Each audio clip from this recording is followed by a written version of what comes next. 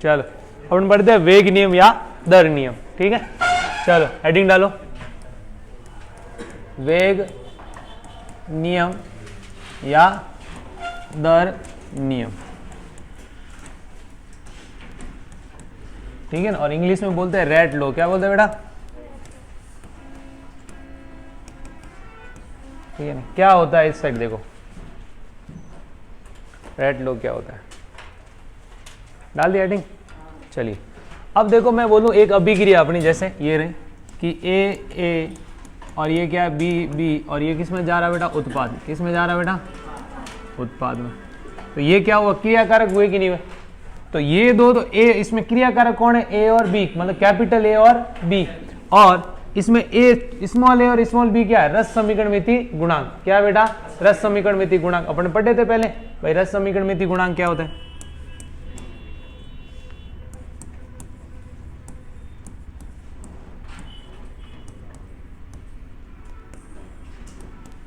गुणांक कौन कौन से बेटा बताओ? स्मॉल ए व बी, ये है कि नहीं है? तो रस समीकरणमिति गुणांक क्या होता है भाई कि यहाँ पे ए कितना है? ए है, और यहाँ बी कितना है? स्मॉल बी है कि नहीं है? तो ये रस समीकरणमिति गुणांक है। अब रेट लो क्या बोलता है? रेट लो ये बोलता है किसी भी अभिक्रिया का जो वेग होता है, किसी भी अभिक्रिया का वेग होता है, उसको सांद्रता के पदों में, सांद्रता के पदों में प्रायोगिक रूप से प्रदर्शित करना वेग नियम कहलाता है। क्या कहलाता है? प्रायोगिक रूप से प्रदर्शित करना क्या कहलाता है? वेग नियम। मतलब क्या? ये वेग नियम ये बोलता है कि वेग नियम पहले सबसे पहले गुल्बर और वागे ने दिया था। किसने दिया था बेटा? गुल्बर वागे नाम के साइंटिस्ट था। उसमें अपन नहीं जाते, अपन इतना है नहीं सिंपल। तो देखो इसका जो रेट होगी, मतलब क्या रेट? मतलब आर भाई, अभिक्रिया की दर क्या होती? आर। वो समानुपाती होगी ए की सांद्रता और किसकी सांद्रता? बी। और इसकी जो पावर होगी एक्स और वाई, वो किससे निर्धारित होती है? प्रयोग द्वारा निर्धारित होती है। किसके द्वारा निर्धारित होती है? प्रयोग द्वारा। अब x और y इसके रस समीकरणमिति गुणांक के बराबर हो भी सकता और नहीं भी। समझ आ रही बात? क्या बोला? तो क्या है कि अभिक्रिया का वेग क्या होता है बेटा? अभिक्रिया के वेग को सांद्रता के पदों में, ठीक है ना, प्रायोगिक रूप से प्रदर्शित करना अभिक्रिया का क्या कहलाता है? वेग नियम कहलाता है। क्या कहलाता है? वेग नियम। क्या समझ में आई बात मेरी? अरे समझ में आया? क्या बोला कि अभिक्रिया की दर को, ठीक है ना, सांद्रता के पदों में प्रायोगिक रूप से, ठीक है ना, प्रदर्शित करना क्या कहलाता है? वेग नियम कहलाता है। और जहां x और y क्या है? प्रयोग द्वारा निर्धारित है। क्या है बेटा? x और y प्रयोग द्वारा निर्धारित क्या है? गुणांक है, और जिसका मान रस समीकरणमिति गुणांक के बराबर हो भी सकता और नहीं भी। मतलब इसका मान x, मतलब x है वो a के बराबर हो भी सकता और नहीं, y है वो b के बराबर हो भी सकता और नहीं। समझ आ रही बात? यदि x और y का मान, x का मान a के बराबर है और y का मान b के बराबर है, तो ऐसी सभी अभिक्रिया क्या कहलाती है? प्राथमिक अभिक्रिया कहलाती है। क्या कहलाती है बेटा? प्राथमिक अभिक्रिया। इंग्लिश में बोलते हैं एलिमेंट्री रिएक्शन कहलाती है। क्या कहलाती है बेटा? Elementary reaction. और जिन अभिक्रियाओं के रस समीकरणमिति गुणांक और उनके सांद्रता पदों के घात समान नहीं है, जिन अभिक्रियाओं के रस समीकरणमिति गुणांक और ये दोनों समान नहीं है, तो वो हमेशा अभिक्रिया कैसी होती है? जटिल अभिक्रिया होती है। कैसी होती है बेटा? जटिल अभिक्रिया। कॉम्प्लेक्स रिएक्शन होती है। कैसी होती है बेटा? Complex reaction. समझ में आया क्या? अब देखो तो यहां पे मैंने क्या बोला? एक्स और वाई क्या है? प्रयोग द्वारा निर्धारित क्या है? घातांक है, जो क्या रस समीकरणमिति गुणांक के बराबर हो भी सकते और नहीं भी हो सकते। ठीक है, अब देखो मैं एक बात बोलूं, ठीक है ना, यदि मैं बोलूं आर, यहां पे एक समानुपाती हटे तो एक नया स्थिरांक आता है। क्या आता है बेटा? नया स्थिरांक, जिसको बोलते हैं समानुपाती स्थिरांक। क्या बोलते हैं बेटा? समानुपाती स्थिरांक। और यहाँ पे क्या होगा? a की पावर x और b की पावर क्या हो जाएगा? y। तो जहां, ठीक है ना, x जो k है वो क्या है? समानुपाती स्थिरांक है। क्या बेटा?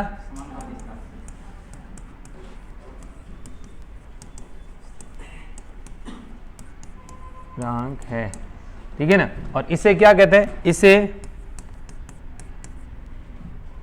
अभिक्रिया वेग स्थिरांक भी कहते हैं। क्या कहते हैं इसे? अभिक्रिया वेग स्थिरांक भी कहते हैं।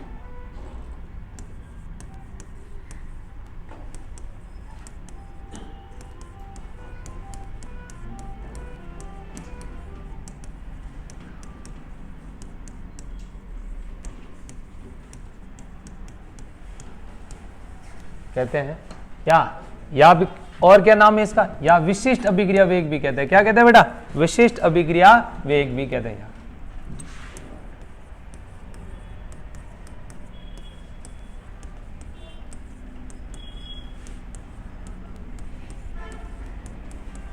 वेग भी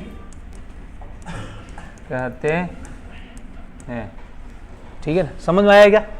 अरे समझ में आया कि कभी भी कहीं पे भी आगे भी अपन पढ़ेंगे कि समानुपाती को हटाते हैं तो वहां पे क्या आया, नया स्थिरांक लिखते हैं, उसको कुछ भी लिखते हैं, जनरली अपन के लिखते हैं, जरूरी नहीं है मेरा नाम सवाई है तो मैं एस भी लिख सकता हूँ। ठीक है ना, परंतु अपन हर किताब में क्या लिखते हैं, के, इसलिए अपन क्या लिखा, के। तो क्या होगा, ये समानुपाती, इसको बराबर करने के लिए क्या लिखेंगे यहाँ पे, स्थिरांक। क्या लिखेंगे बेटा, स्थिरांक। उसको क्या बोलेंगे, समानुपाती स्थिरांक। और इसको यहाँ पे समानुपाती स्थिरांक, इससे क्या कहते हैं अपन, वेग या दर स्थिरांक भी कहते हैं। और ठीक है ना, और इसको और क्या नाम से जाना जाता है, विशिष्ट अभिक्रिया वेग। क्या बोला जाता है, विशिष्ट अभिक्रिया वेग। समझ में आया क्या? अरे पता चला। अब देखो ये, और जहां x और y क्या है बेटा, प्रयोग द्वारा निर्धारित, ठीक है ना, गुणांक है, और जिसका मान क्या होता है, रस समीकरण मिति गुणांक के बराबर हो भी सकता है और नहीं भी। ठीक है, अब लिखो ये, इसमें लिखो, नियम लिखो, मैं बोलता हूं, लिखो लिखो बेटा। क्या लिखोगे, अभिक्रिया के दर को, अभिक्रिया के दर को, अभिक्रिया के दर को क्रिया कारकों की सांद्रता के पदों में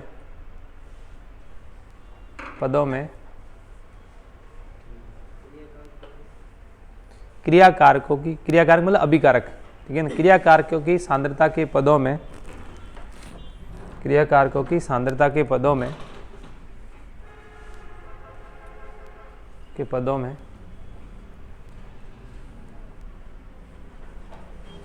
व्यक्त करना या प्रदर्शित करना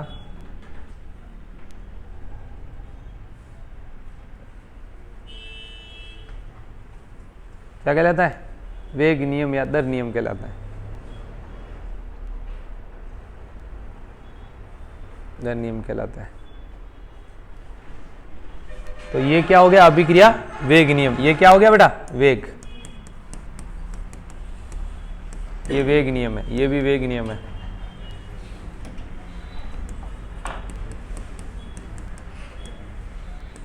ये वाला तो लिखो ये, और ये क्या, अभिक्रिया।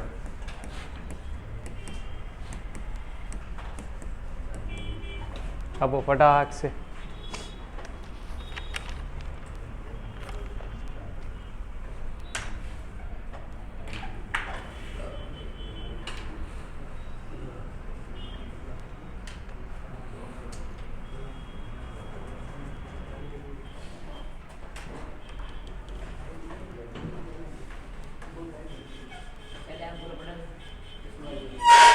क्या,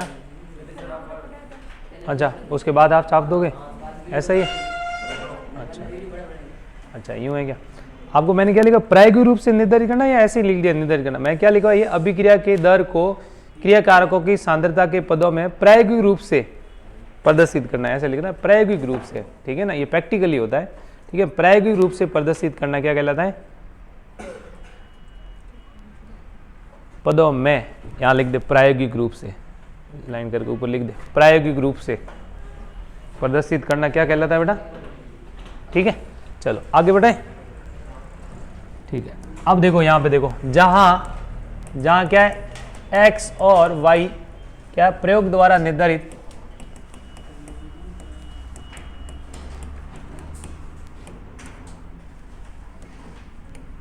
प्रयोग द्वारा निर्धारित क्या है, गुणांक है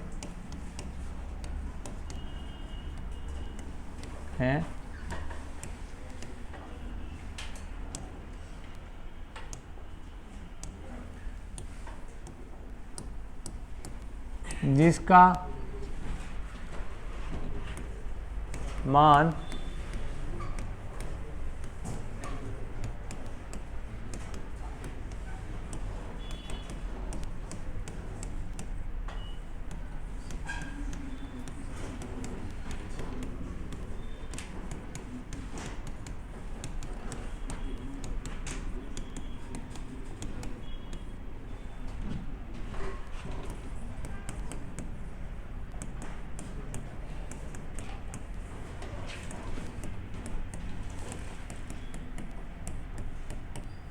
नहीं भी, समझा है? ये इंपॉर्टेंट लाइन है, ठीक है, ध्यान रखना इसको।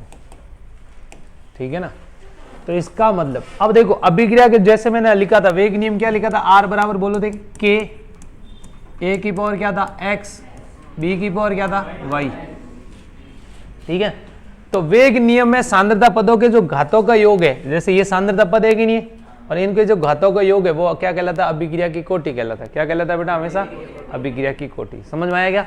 अभिक्रिया की कोटि आपको पूछेंगे, कोई भी अभिक्रिया होगी उसका क्या दे देगा, एक ऐसा फॉर्मूला दे देंगे, उसमें पूछे इस अभिक्रिया की कोटि बताइए, तो आप क्या लिखोगे, उनके सांद्रता के घातों का क्या कर देंगे, योग। अभिक्रिया की क्या कहलाएगी बेटा, कोटि। अब बताओ जब x और y प्रयोग द्वारा निर्धारित है तो अभिक्रिया की कोटि प्रायोगिक मान है सैद्धांतिक मान है, प्रायोगिक मान है, सीधी सी बात है। जब x और y प्रयोग द्वारा आते हैं तो कोटि भी क्या आएगी, प्रयोग द्वारा आएगी कि नहीं आएगी, इसका मतलब क्या होगी, वो प्रायोगिक कोटि होती है। वो कैसी होती है बेटा, प्रायोगिक मान होता है। क्या होता है कोटि, समझ में आया क्या होता है अभिक्रिया की कोटि, बताओ।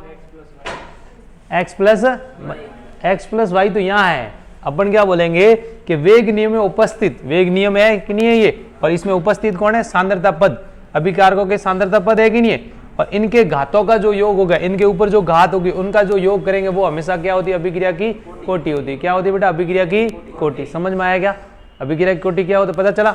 अब बताओ अभिक्रिया की कोटि प्रायोगिक मान है सैद्धांतिक, प्रायोगिक, क्योंकि जब इसके सांद्रता पद के जो घात है वो भी प्रयोग द्वारा निर्धारित है तो इसको क्या बोलेंगे बेटा, प्रायोगिक। क्या बोलेंगे, मतलब अभिक्रिया की कोटि कैसा होता है, प्रायोगिक मान होता है। कैसा होता है बेटा, प्रायोगिक। क्या भूलोगे क्या, नहीं।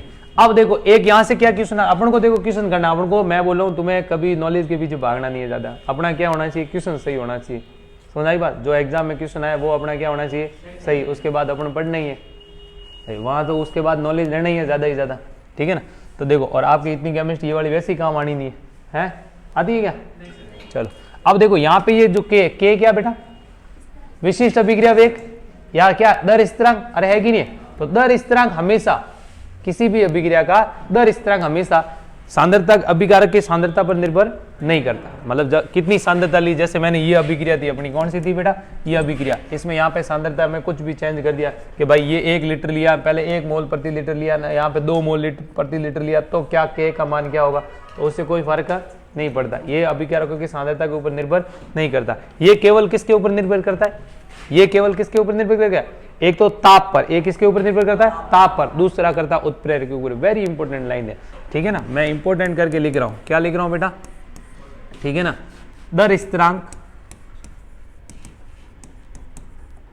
या इसका क्या बोलते हैं, वेग स्थिरांक। क्या बोलते हैं बेटा, वेग स्थिरांक, ठीक है ना, और या क्या बोलूं, विशिष्ट अभिक्रिया वेग। क्या बोलते हैं बेटा,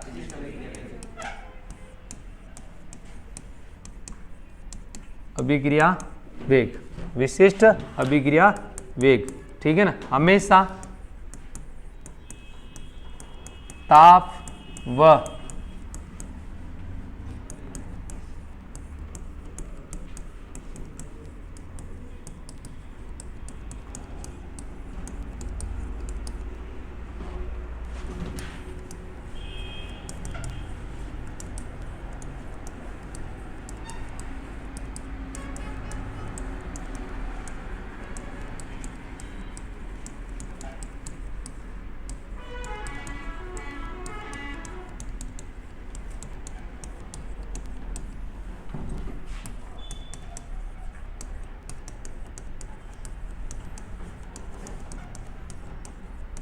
नहीं करता है।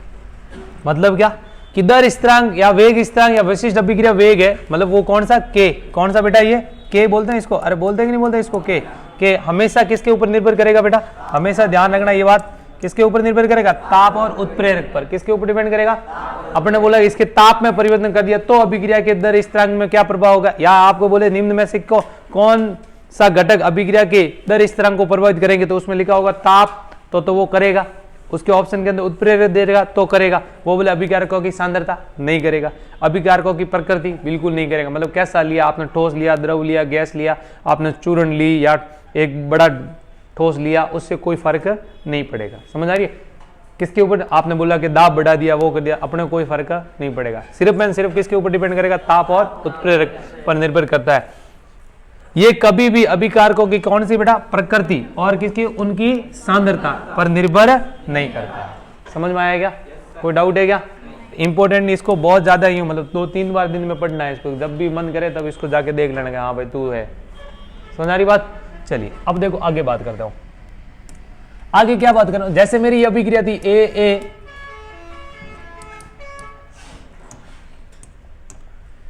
क्या अभिक्रिया थी ए प्लस क्या था बेटा बी बी, और क्या हो रहा था उत्पाद, क्या किसमें चेंज हो रहा था उत्पाद। यदि मैं इसका ROR लिखूं, क्या लिखूं बेटा ROR, मतलब रेट ऑफ रिएक्शन, अभिक्रिया वेग ही बोलो, इसको क्या बोलते हैं अभिक्रिया वेग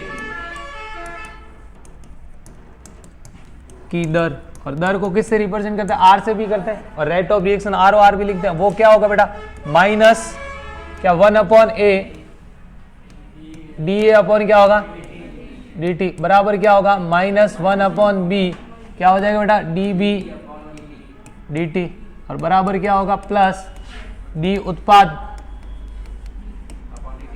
अपॉन क्या हो जाएगा बेटा dt। क्या यही होगा कि नहीं होगा, समझ में आ रहा है क्या।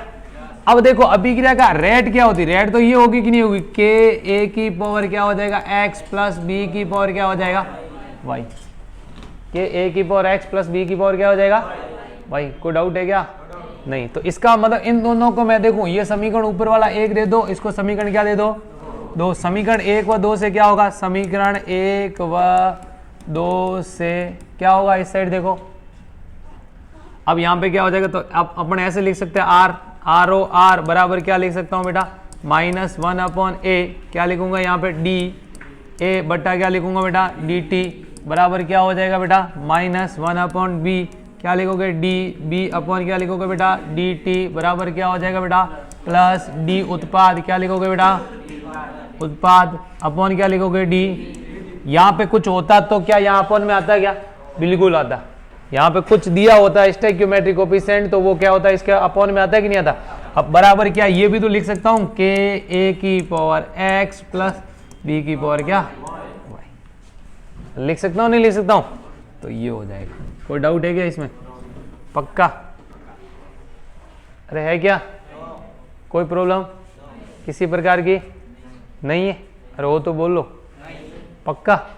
चलो अब मैंने एक और बात बोली तुम्हें, क्या बात बोली थी, मैंने कहा था यहाँ पे देखो ठीक है ना, समझो मैंने बोला x और y के मान यदि रस समीकरण मिति गुणांकों के बराबर है तो वो कौन सी अभिक्रिया होती है, प्राथमिक अभिक्रिया। कौन सी होती है बेटा प्राथमिक अभिक्रिया, कौन सी अभिक्रिया होगी प्राथमिक, और इंग्लिश में बोलते हैं एलिमेंट्री रिएक्शन। क्या बोलते हैं बेटा एलिमेंट्री रिएक्शन, समझ में आ रहा है क्या।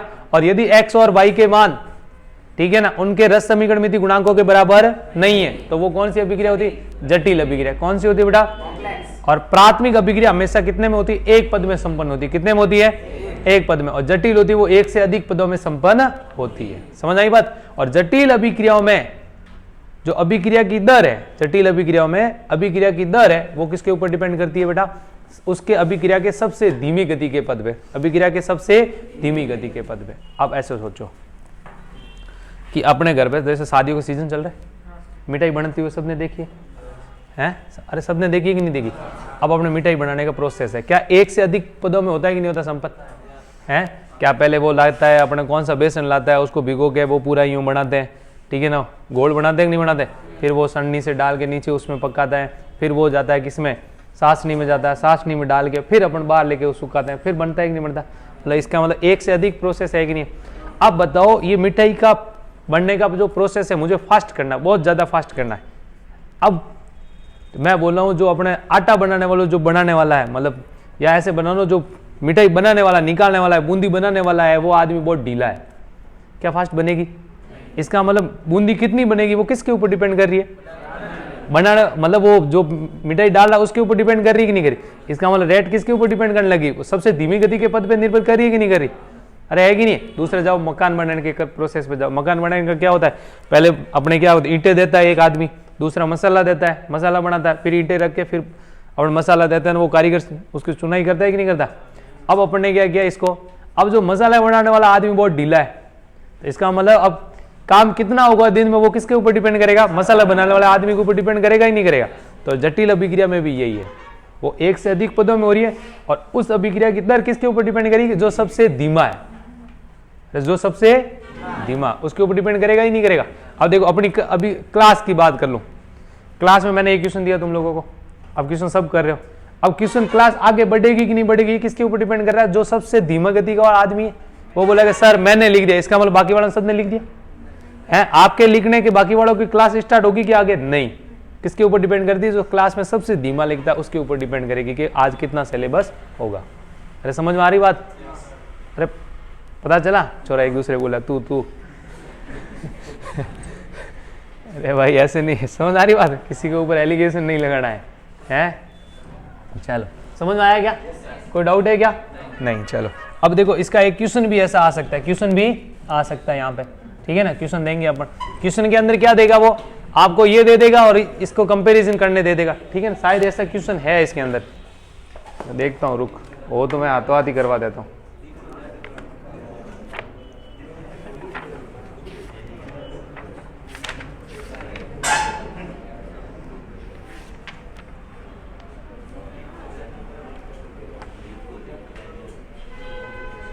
हाँ चलो एक क्वेश्चन है, इधर देखो,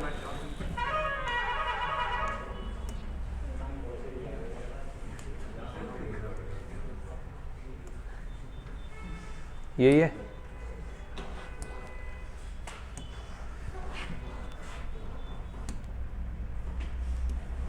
देखो ये जो क्वेश्चन दे रखा है ये देखो क्वेश्चन पढ़ो इसको, क्या दे रखा है इसमें? क्या बोले? अभिक्रिया 2a प्लस क्या दे रखा है? b। क्या है बेटा? 2a plus b। किसमें बन रहा है बेटा? बन क्या रहा है? उत्पाद क्या है? c प्लस d के लिए a क्या दे रखा है? dA बटा dt दे रहा है। क्या दे रखा है? ये दे रखा है। अरे है कि नहीं है?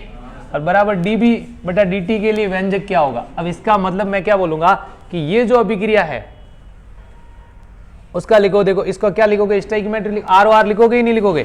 तो ROR क्या होगा बताओ? ROR बराबर क्या होगा? -1 अरे होगा कि नहीं होगा? dA बटा dt। अरे यही होगा कि नहीं होगा? बराबर क्या लिखो? Minus dB upon dt। अरे भाई मशीन नहीं आ गया, मैं बोल रहा हूँ RDS कुछ होता है, रेट डिटरमाइनिंग स्टेप, सबसे धीमी गति का पद। तो यहाँ मैं सबसे धीमी गति का लिख रहा हूँ, आप कितना फास्ट बोलोगे थोड़ी लिखा जाएगा। समझ आ रही बात? चलो अब क्या होगा? Plus dc upon dt। अब बताओ बराबर क्या हो जाएगा? Plus dd upon dt। अब मैं बोलूं कि मुझे इसका वैल्यू दे रखी है, इसकी वैल्यू क्या दे रखी है बताओ? ये रही। अरे है कि नहीं है? और इसको निकालने किसकी? इसकी। तो इन दोनों का कंपैरिजन करूंगा कि नहीं करूंगा? तो इसको मैं निकाल के यहां लेके आया।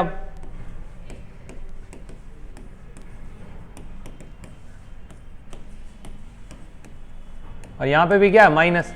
और ये माइनस गया कि नहीं गया? और इसकी जगह पे ये दे रखा, तो क्या ये वैल्यू रखूंगा कि नहीं रखूंगा? तो k क्या हो गया? a की पावर 2 और b हो जाएगा नहीं हो जाएगा? तो बराबर यहाँ पे क्या हो जाएगा बेटा?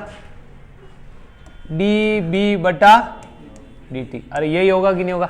इसका मतलब dB बटा dt की वैल्यू क्या आएगी बताओ?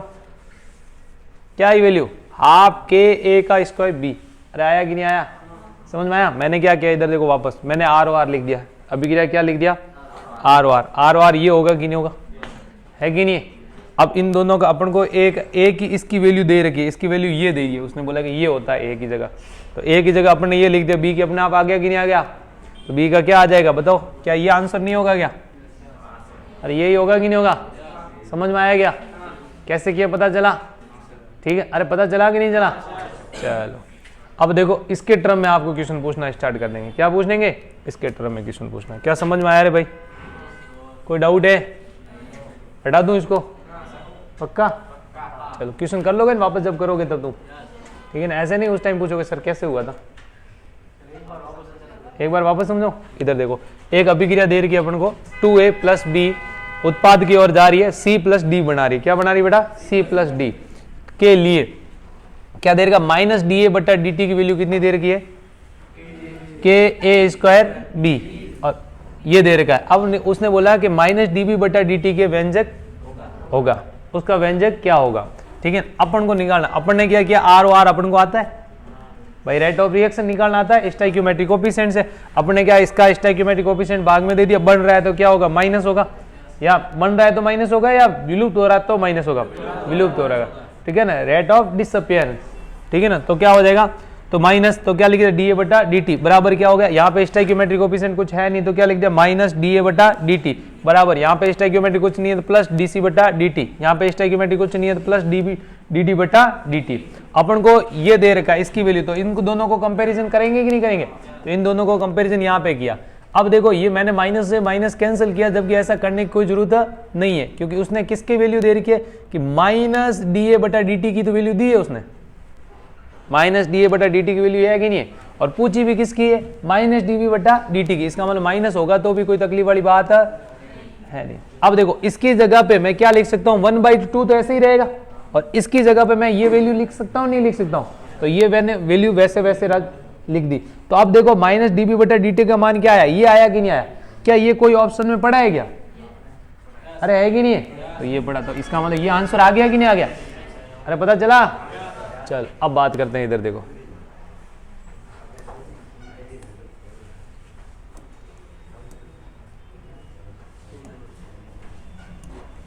हाँ समझ में आया ये कैसे किया? अरे पता चला? अब देखो अपन इसका निकालते हैं मात्रक, दर स्थिरांक का क्या निकालते हैं बेटा? मात्रक। क्या निकालते हैं बेटा? मात्रक। तो नेक्स्ट हेडिंग डालते हैं दर स्थिरांक का मात्रक।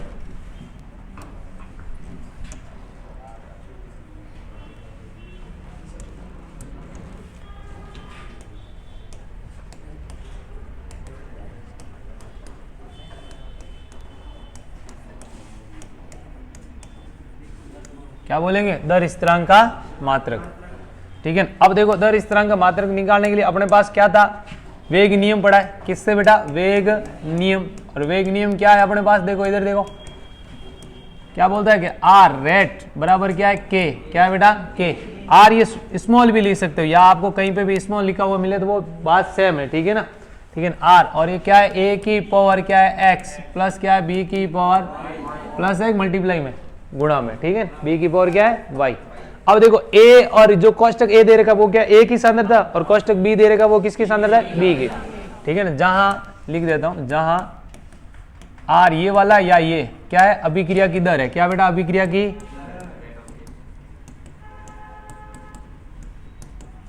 दर। और दर के मात्र क्या होता है? कल ही बताया था मैंने, mole litre inverse time inverse. भाई टाइम इनवर्स, टाइम अपन सेकंड में लेंगे तो क्या आ जाएगा? Second inverse. अब देखो जहां ये ए क्या? अभिकारक ए की सांद्रता क्या है बेटा? अभिकारक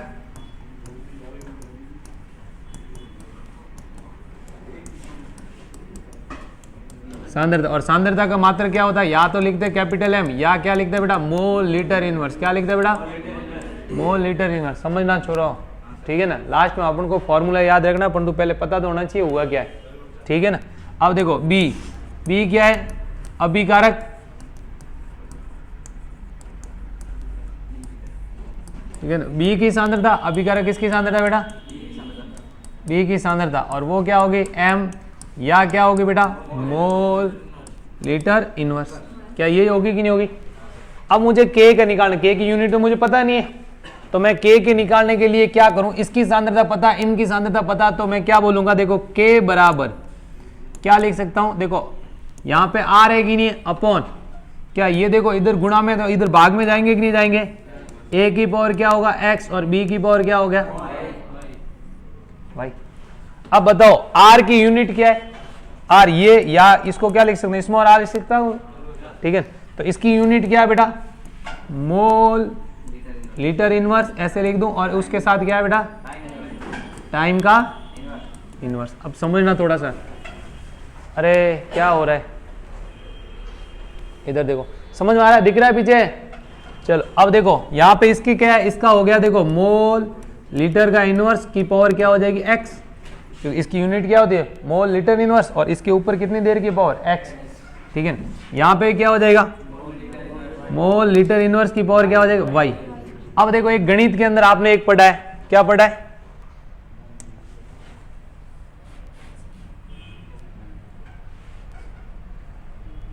इतना दिख जाएगा ना? ठीक है ना?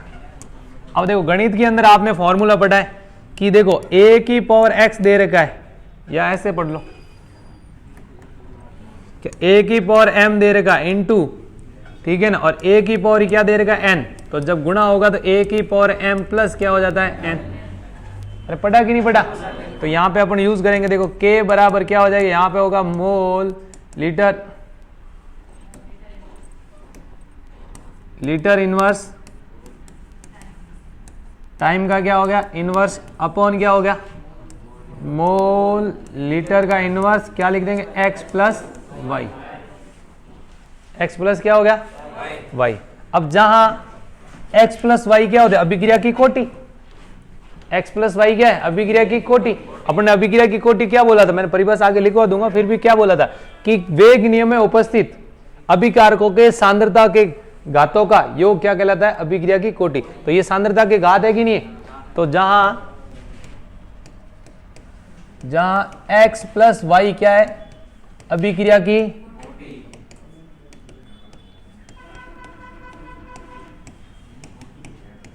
कोटि, और इसको रिप्रेजेंट करते हैं n से, किससे रिप्रेजेंट करते हैं, तो अपन क्या लिख सकते हैं x प्लस वाई बराबर क्या लिख दिया n, क्या लिख दिया बेटा।